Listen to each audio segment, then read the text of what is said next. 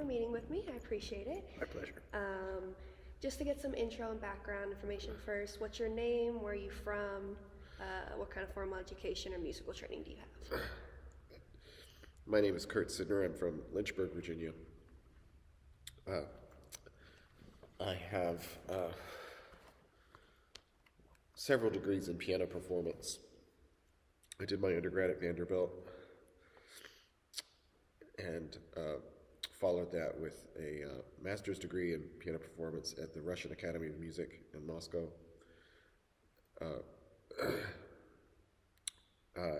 After that, I returned to the U.S. and got another master's degree in piano performance with it's piano performance and jazz studies, so it was a double major. Okay. And at that point, I left academia and went into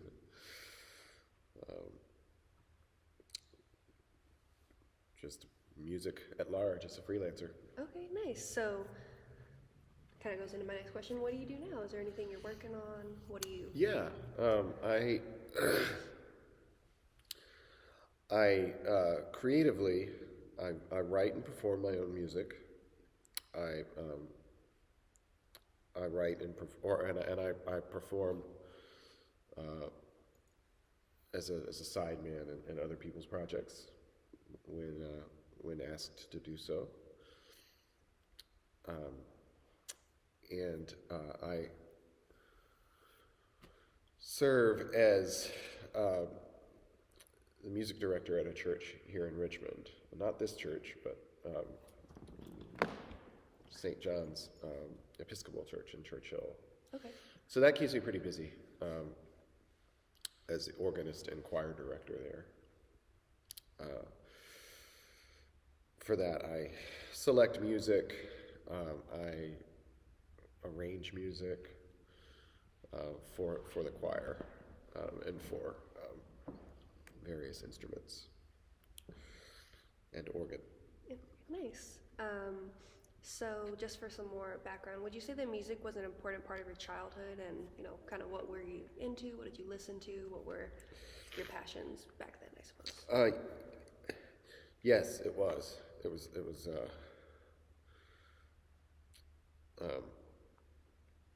always something that really felt important to me. It had a great deal of, nothing had anything like the immediacy of music in my life growing up. I loved books. I loved visual arts. I was a very creative kid. But music always felt like my most direct connection to the person that I hoped to become. The mode of creativity that suited me best seemed to be rooted in musical expression as opposed to some other kind of creative pursuit. So I listened to it all the time. I took piano lessons from around the age of 7. That didn't take immediately. I wasn't a little prodigy at all. But I remember I went to summer camp as an adolescent. Must have been 12 or 13. And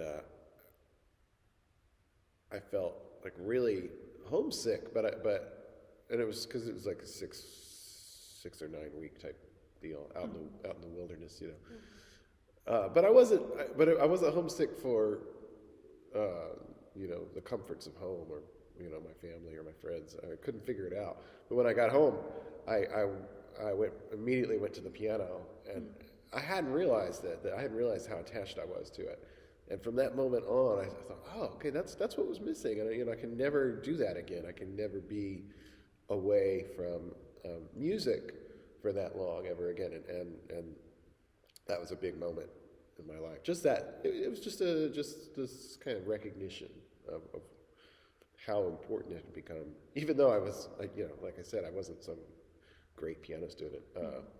But that's how it happened. I've seen it with my own students now. It's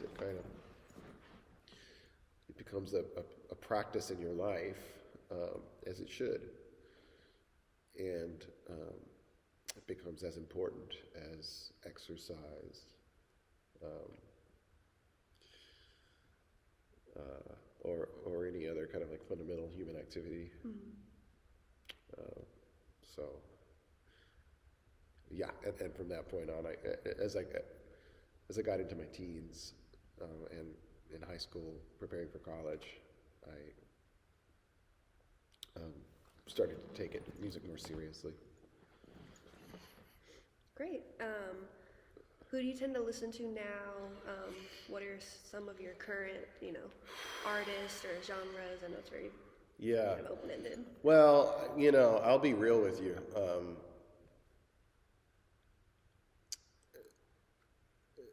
In my case, as I get older, and busier, and behind on my obligations, I don't find myself listening to music for pleasure like I ought to. Yeah. And I'm in kind of that phase right now.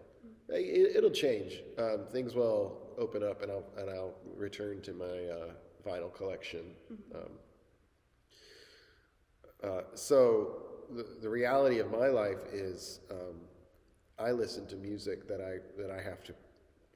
I'm responsible for learning, and I try to put myself in situations where I have to learn music that I like. So I will be, if I'm learning a difficult Bach prelude, I'll listen to Bach organ music or cantatas, while I'm making dinner or something.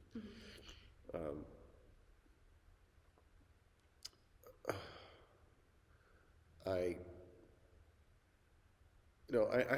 have bands and artists who have always been important to me that are that come from pretty different, that approach music quite differently. So a band that I know your professors, he feels the same way as I do about is Deerhoof. They're an art rock kind of punk band. Okay. They've been around for decades. They've released so many amazing records. I have a pretty healthy obsession with the work of Bob Dylan. I love him. I love his music. Who doesn't love Bob Dylan? I know. Some people don't, but Some don't, but they're not so vocal about it these days, because you can't really make much of an argument against his place in the pantheon of great artists. His ability to reinvent himself and reconceptualize forms that we take for granted. He really figured it out at a young age, and that is just inspiring in itself. The same way that the work of Miles Davis is just, it's inspiring to just on a sheerly creative level. These people who were fearless enough to really do things that had not been done before,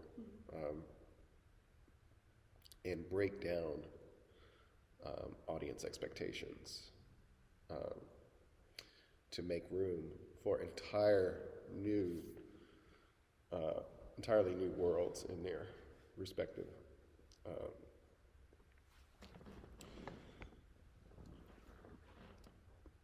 time. Yeah. Nice. So kind of switching gears a little bit. In 2023, you released your symphony, The Fall of Richmond. What inspired this, and have you always had an interest in history? Yes, I have. I was inspired upon moving to Richmond by this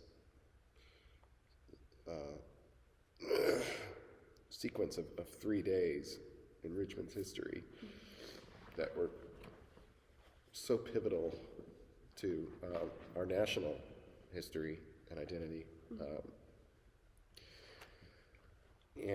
I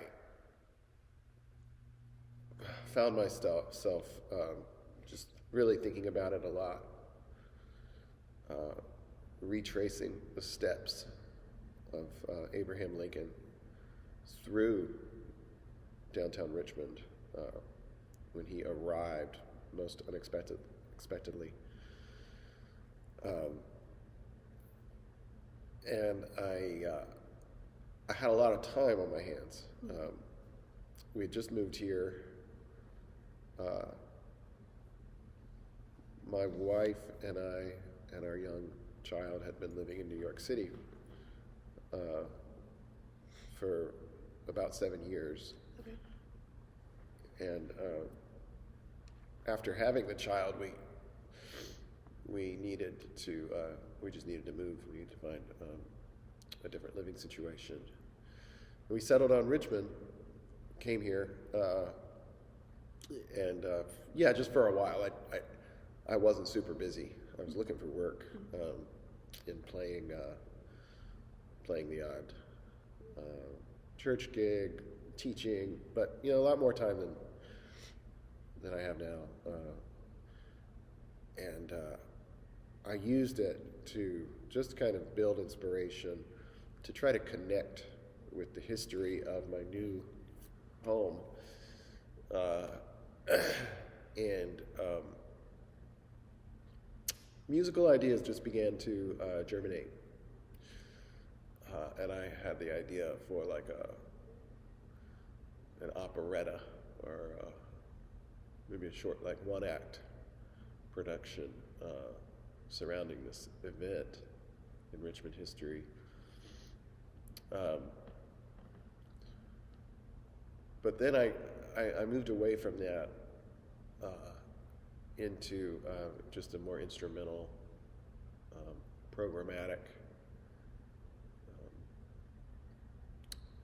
approach to kind of depicting history or human events in music, and it became an organ sonata. Start to finish, I really had the thing sketched out from start to finish as an organ sonata. And then I began working with a local group that offered me the opportunity to put it on as a large chamber work.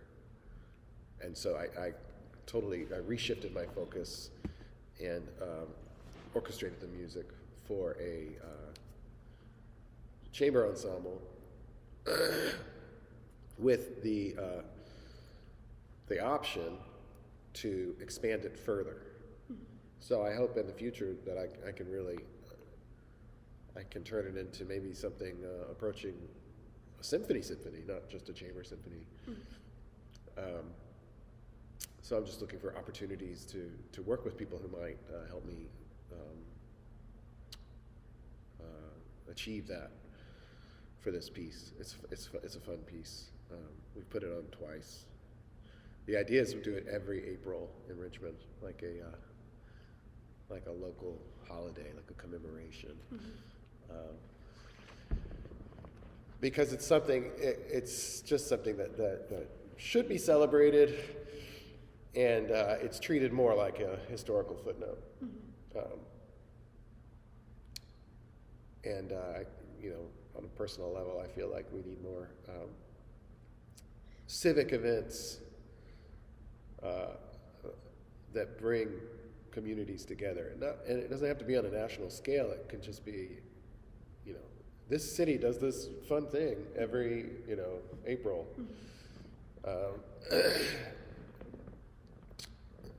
That kind of thing that adds character and vitality to a city.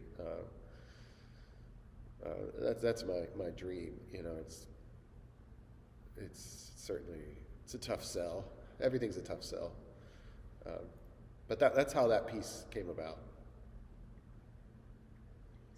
Yeah. So what made you decide to relay this information or this, historical event through music specifically rather than, you could have written something or, Yeah. Well, there had recently been written an amazing, exhaustive account of that event. So that was all there, and I used that account to derive inspiration for the kind of the movements, the overall, like, the structure of the piece. There's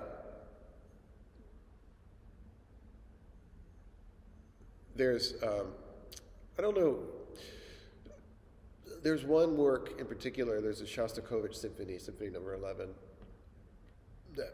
that he wrote to as kind of a Soviet propaganda, depicting the events of the Russian Revolution, and it's very kind of rousing, patriotic music, but it's good music. It's pretty cool, and I've always enjoyed that piece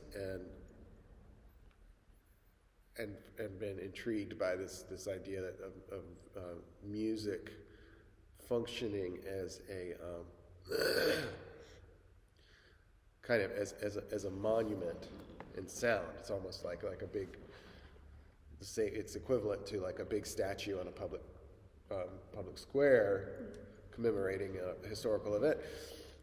And Richmond being, or at the time, Richmond still was the city of monuments and these horrible statues that were everywhere, right over there.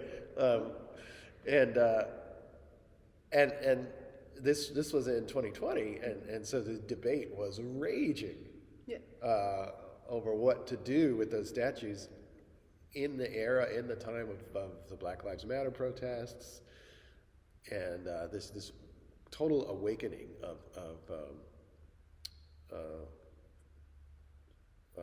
social conscience among the people of the country and the city. Debate, argument, protests, misinformation. Everything was just swirling. I was at the Lee Monument when the police fired tear gas on everyone. It was such a wild time, and it was just 4 years ago. But it feels like a lot longer than that. So I was thinking about monuments. I was hoping that the city would remove the Confederate monuments, but leave the pedestals, or maybe not all of them, but some of the grand pedestals, which were, to my recollection, kind of neutral. They were just pedestals. Yeah. I had hoped that the city would have had the vision to place new art on top of those pedestals, and maybe rotate the art every few years or something, to take advantage of the way that the city was built to highlight these things, and to convert a history or a focus on exclusion, hatred, the lost cause, get rid of that stuff and bring in new life. So the grand inspiration I had was, I will create a monument in music. That's the kind of monument that I would want to see in the city. It celebrates that same historical time, but it does not celebrate the Confederacy. It celebrates the liberation of half the population of this area, and the defeat of a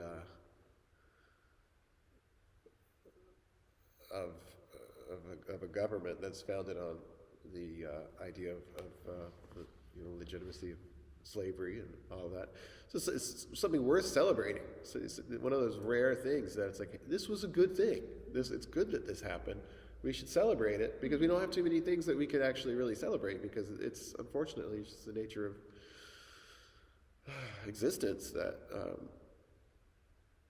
there's so much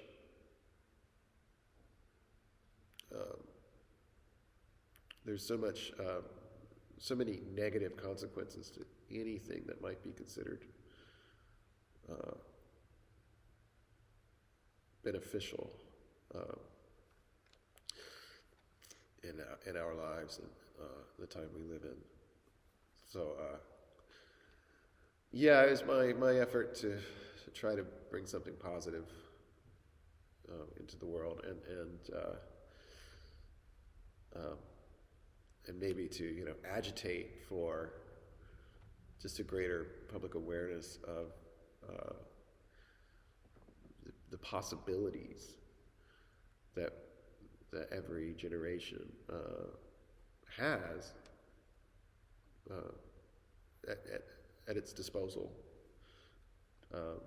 to improve conditions, to topple corrupt governments, and liberate people. So all very high-minded stuff. It was fun. It was really whenever inspiration arrives, I try to take it seriously and see it through, because then there are long periods where there's no inspiration to do much of anything, except just put one foot in front of the other. It's a good way to live, I feel like, and we'll see. I don't know what's going to happen with all of that. I would love to have a symphony perform it, and I would love for it to be an event that is incorporates more than just a musical performance. Speakers,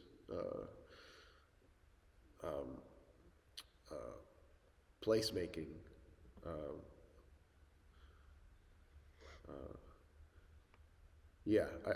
I would love to bring many people into the fold to create something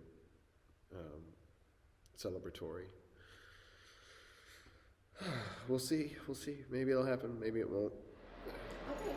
So, what was the reception of the piece of the Fall of Richmond? It was very positive. I think that the idea behind the piece really cut through and resonated with people. It's one of the few concerts that I've put on in Richmond that actually had good attendance. I mean, it was quite surprising. The first one was a free concert. Actually, no, they were both free to the public. Circumstances around each were a little different, but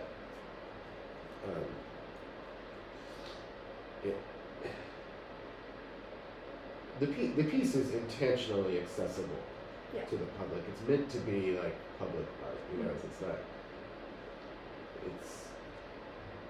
It's pretty straightforward, and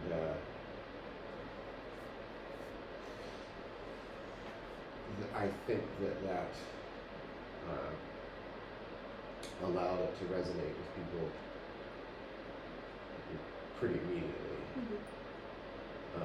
Even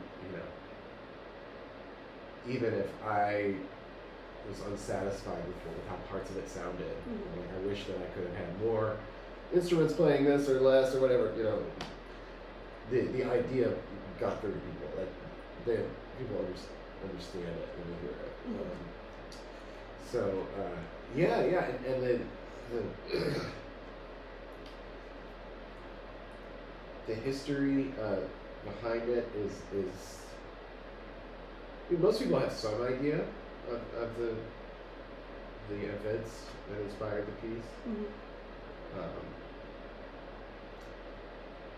but the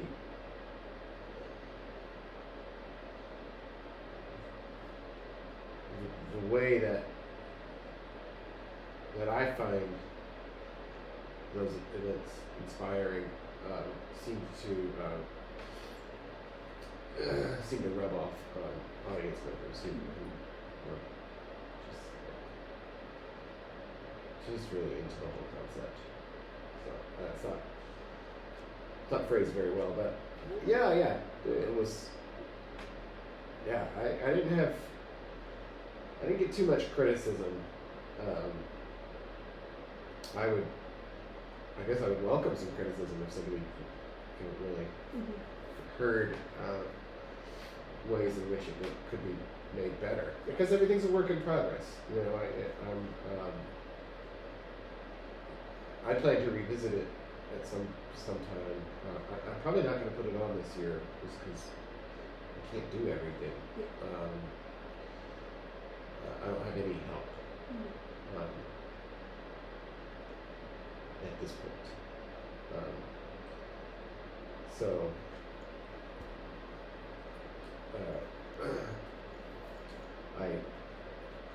when I do revisit it, I would like to make some changes, try to make it better, and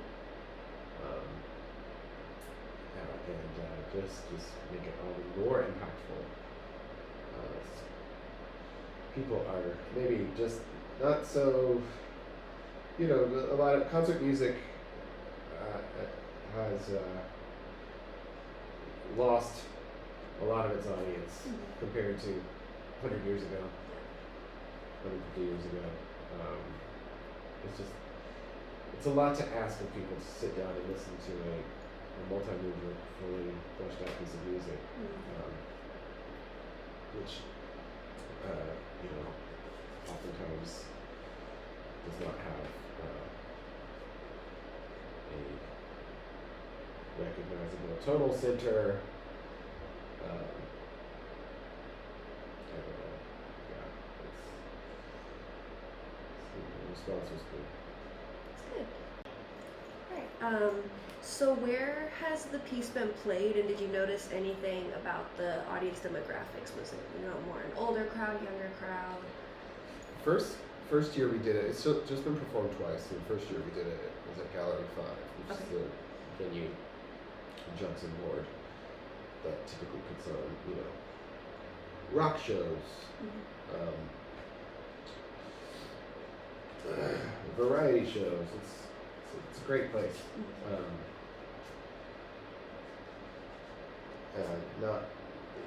Don't really. It's not really a seated venue. So we had the place full to capacity, and then people are out actually listening from the sidewalk. There's a big crowd of people on the sidewalk because they pull up. They have like a garage door hanging that they can pull up in nice weather. Okay. So we had, and that it was just a very diverse crowd. I had some of my friends from the music scene, and then I had people from my church congregation who were complaining because they had to stand for long. It was like, yeah, I'm sorry, it's not your typical concert seating arrangement, but it was just what I was working with. Classical Revolution, a local arts nonprofit, and they kind of set it up, which was instrumental. I mean, I can't do it all by myself. I'm just not that organized, or I don't have the resources and time to handle all the logistics. So they handled a lot of that, and yeah, it was great. The only downside is the stage is it's not really big enough to fit even the smallest ensemble that I could reduce that piece to. It could barely fit on the stage, but we made it work. And then following year, the historic foundation at my church, and the one that does the Patrick Henry River Death tours, they received a concert grant actually to put on musical performances that have some kind of historic connection. So it's perfect. It was great. I talked to them. I said it was great. So it was designed for this piece. So we did it there last year, and similar, just a real diverse crowd. Not as many people the second year because it was at a weird time. It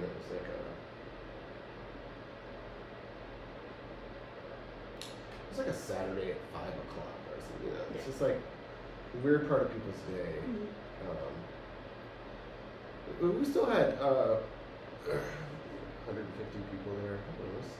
It was decent. But yeah, it's just it's really nice to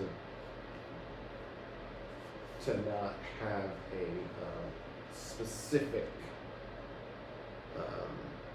demographic showing up for anything.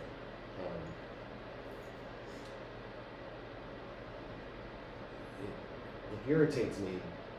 I understand the necessity of high ticket prices to go see the symphony, but it saddens me when something great is happening musically, but it's outside of most people's price range. So you only get the wealthiest who are able to attend. That's sad. Of course it is. I don't know anybody who would argue otherwise.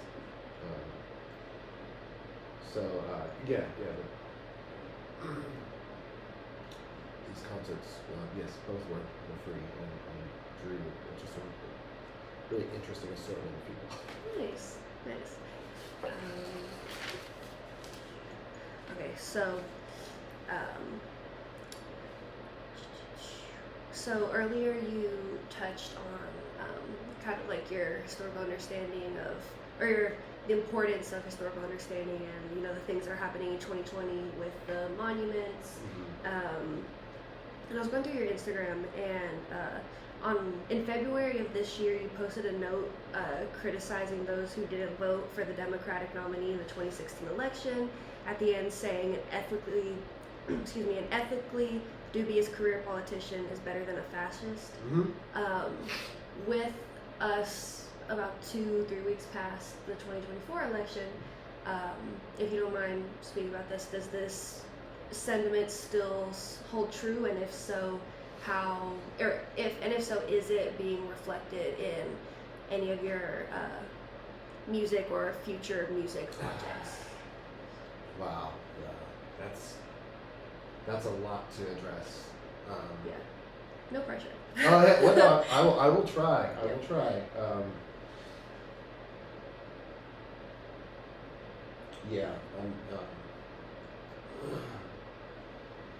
let's see.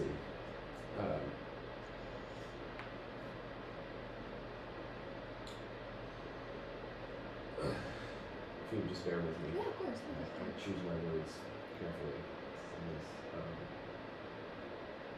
And just whatever you're comfortable. Yeah, sure, sure.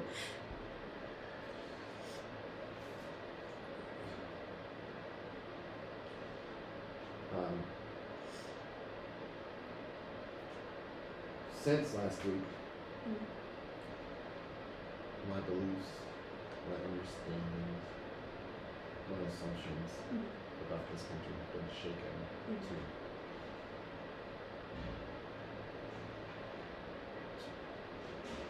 absolutely just shaken up to now to the point where I don't even recognize my own beliefs myself. Or I don't recognize anything that I thought was true. I had an assumption. I've always had an assumption that in a democracy, there's back and forth. You're not going to get everything you want. Every election, on every policy platform, from every politician. But certainly in my lifetime, there's always been a choice between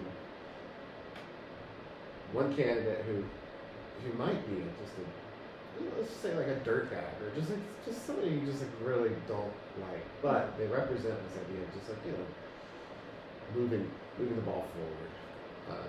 And then another side which wants to use racial grievance as a way to rile people up. And get them out to vote. Not to make people's lives better, but to hurt. They use it as a weapon against marginalized communities. So yeah, when I posted my politics, my wife's like, "Don't post political stuff." Like, I can't help it. I have to, because I have a lot of friends. Who are very much leftists and who believe very strong beliefs about what we should and should not accept from our political parties. And I'm always grappling with that because I'm like in spirit with all that, but if you give me a binary choice, I'm like too lazy to use my imagination to come up with like, well, what if we didn't have to do any of this? It's like, no, well, all we have right now is this binary choice, and I just want my kids to have just some semblance of a decent society to grow up in, and so I can sometimes get my hackles up when I feel like people are refusing to be practical and accept a course of action that will benefit more people than the other course of action, and then live to fight another day. Okay, so that's how historically I felt, and now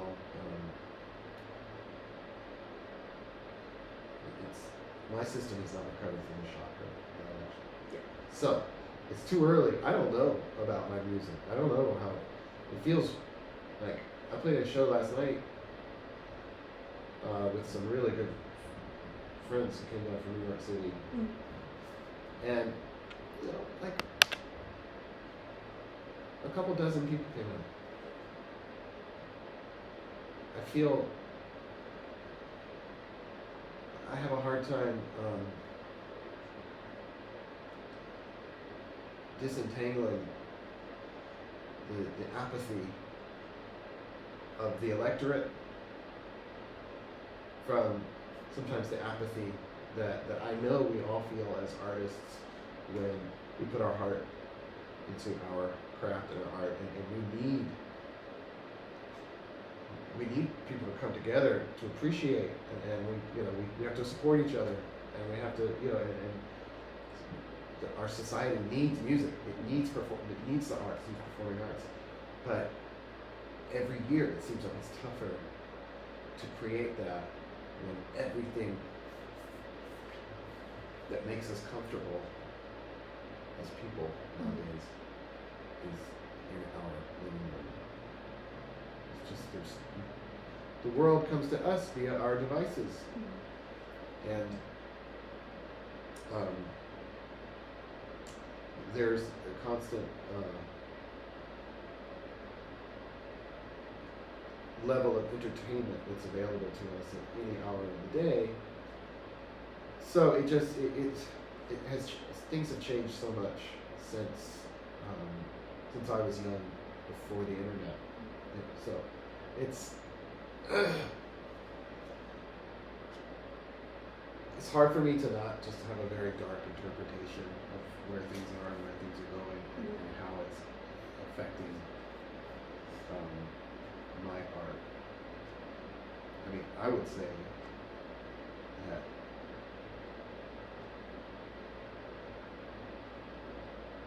it's an existential threat to what I do. The breakdown of society. But this field that we're in has no. It can't exist in a vacuum. Like, we need society, social structured,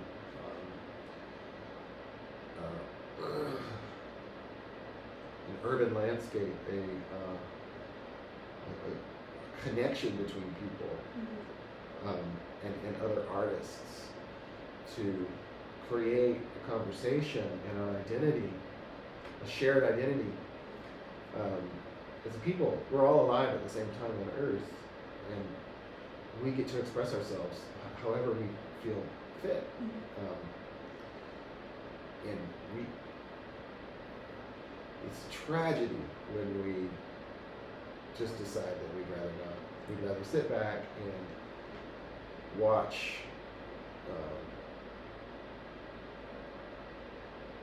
videos that are it's just nostalgia for the past. Listen to, go see a movie. It's a remake of a movie that was popular in the 70s. Go out and hear live music. Oh, it's a cover band. It's like everything. You definitely do not want me to turn this into just a gripe session, right? So I'm trying not to. But since you asked, it's a very dark time, and I think everybody who makes art is questioning. We have to question, when things take a really bad turn. What good is art? And I certainly, to stop is just to stop creating is really that's the same thing as death, right? So it's not really an option. Death will intervene and stop the creative process, at least in our limited physical bodies at one point. But this is one of those times, I think, where a lot of people are just looking at just the road and saying, what am I even doing? So, I don't know, but certainly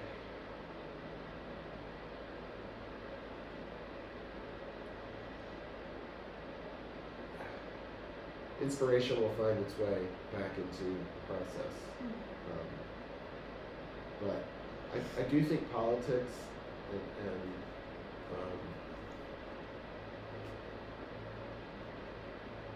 social division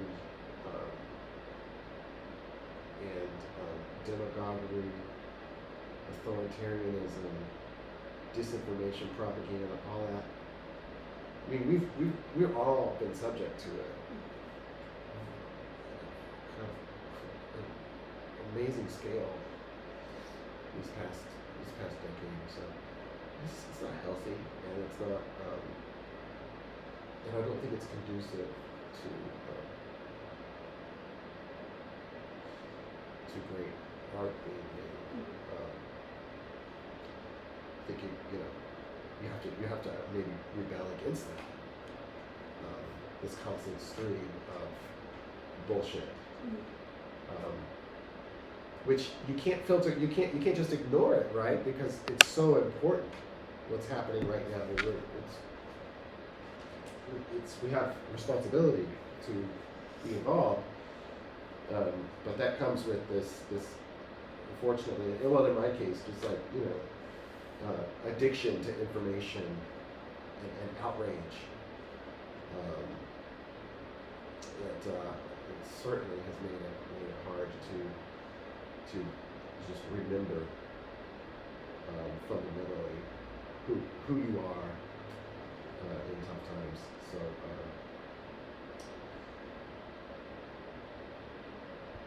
I hope that gets somewhere in the zone of your question.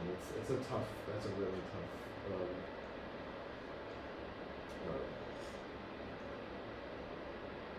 thing to address, especially right now. Yeah. Well, I appreciate you being open to answering to some extent. That's life. That's life. All right. Well, again, thank you so much for meeting with me. Is there anything else you'd like to add or you'd like to speak about?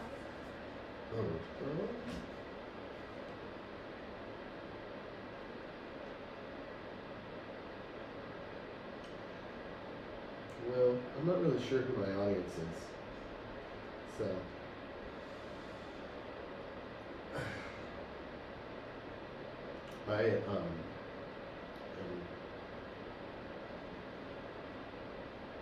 I'm just somebody who made a decision to go into music when I was pretty young, and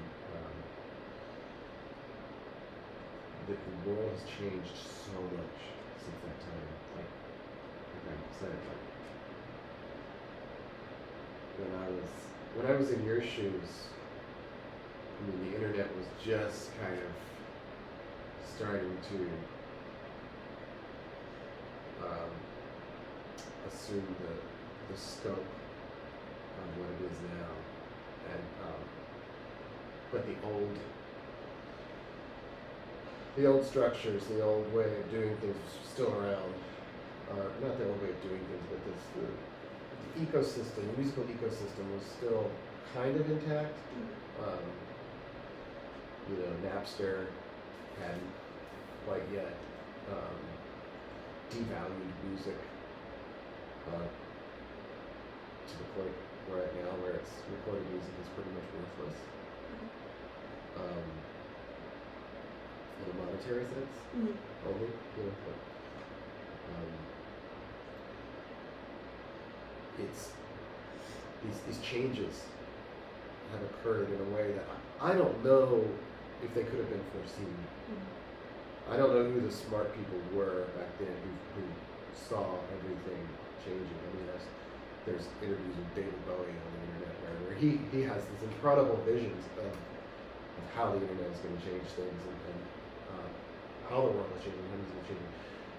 But Bowie being Bowie is very utopian and inspiring. That's not always how it feels. When the industry that we're in completely changes, and you have to adapt. So I've just been trying all this time to adapt. I thought I was going to be a college professor. That's why I got all those degrees I told you about. I can teach piano in my sleep. I know how to, to some extent I know how to play, and I know how to get others to play. That's kind of what I went into. But then academia became so saturated with people who have the exact same degrees as I do. And that kind of just, it stopped being an attractive option to me for a career. So I tried to pivot and go into live music and freelancing and teaching. Just freelance teaching, like what I do here at Green Spring, which is just teaching for an hourly rate is fine. It's a great way to connect with people and to connect with young people and kind of pass on this art and teach them how to structure their pursuit of their musical goals so that they can efficiently get there, which helps in all areas of life. Once you know how to tackle a problem, I feel like I'm teaching those kinds of life skills, which really, when I was in school as a kid, it really helped me. I found that just musical education really helped in other areas of my education. Taught me how to think. So I've been pivoting and adapting all these years, and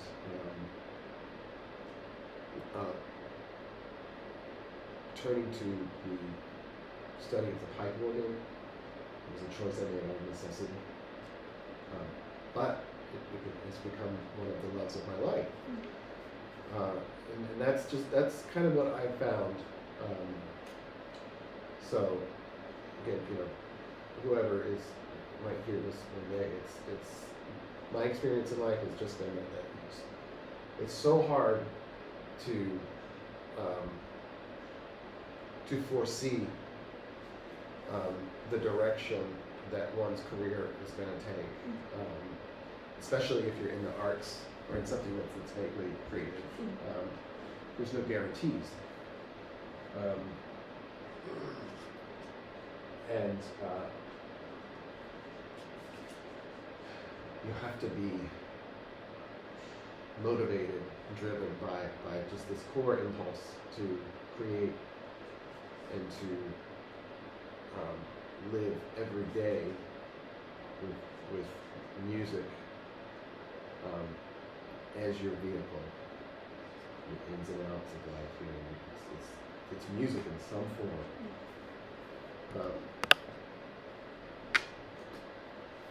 And it's at times it's a very difficult route to go. Sometimes you crave stability where there is none. But we don't, at the same time, we don't know the future. And if music can be defiled and devalued by tech executives and a handful of label owners, music distributors who are in on the scam, where the value of our work is taken from us. We won't even talk about streaming. The economics of music streaming, that would be a whole other conversation. But that just has completely gutted creative music. And then, so people turn to live music, all right? But then you have a pandemic that makes live music a very dangerous proposition at times. Especially for a group that needs to go on the road and just be out there every night, and you're in danger of getting very sick and having to cancel everything, because livelihoods are dependent on there just has to be some stability in some area. But it's like at every turn we get ripped away from us by people who already have so much money and power. So it's a very, it's very unjust and completely screwed up system that we're in right now. But there, it has to change. There has to be some way in which this pattern breaks and we find a new way. So we all have to be really adaptable, and just ready to make ends meet, but to continue in this in the belief in the importance of what we're doing. In a world that really tells you every day that what you're doing is worthless. It's no value to society. It's kind of a revolutionary act to stand up and say, yeah, no, this does have value. You may not perceive it, but this kind of creative expression is fundamental to our lives and the quality of our lives. And you can't subsist on remixes and little commercial jingles and advertisements and 15-second clips. The human soul, we crave something deeper. But just like everything, it's in danger right now. It's in danger by the attention spans and the priorities of people, and the fact that our leaders want us to be in this kind of infantile state of underdevelopment. So, yeah, that's what I want to say. All right, well, that was great. Thank you. Just delete everything else and keep the last part. All right, well, again, thank you for meeting with me. This has been a great interview, and I really appreciate it. That's my pleasure, Kaylee. Thank you. Thank you.